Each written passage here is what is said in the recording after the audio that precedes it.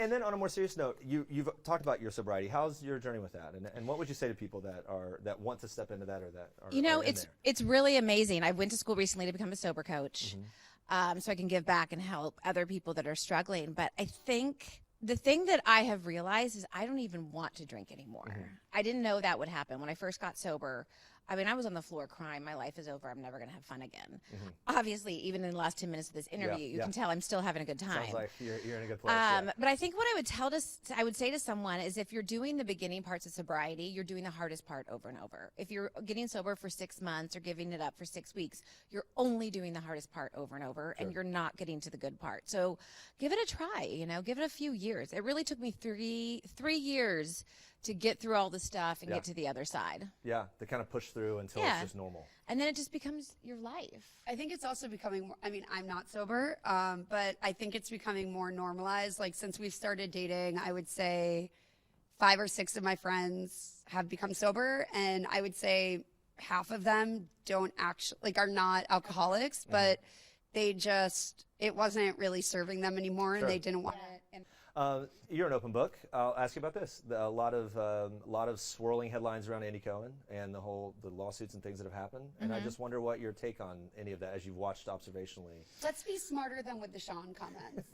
Okay, I will say this. I'm good friends with Leah. Like, I really do like her, and I support what she's doing. I know Leah and I had very similar experiences, and I know that that's not everyone's experience. I have definitely had some things that happen off stage. Now, it wasn't with Bravo or Andy Cohen. I worked with Evolution Media. My experiences were with them, and I don't even know if Bravo knows a lot what's going on with the production companies because they're pretty hands-off. Have I had some very uncomfortable things that have happened that were not okay? Yeah, absolutely. And I think when you're in recovery, Leah and I both had similar situations where we started drinking again on the show, not realizing what our issues were. There were some things I was asked to do or told to do that weren't okay. Absolutely. I mean, I had to pop Xanax sometimes before filming because my blood pressure was so high. And that isn't all right. That being said, I don't know what Bravo or Andy Cohen knew. Andy is the figurehead. He's not your boss. Yeah. So is he to blame for this? No, I don't think so. Yeah. Was he doing drugs with housewives? I don't know. He wasn't doing it with me. Yeah. Sure.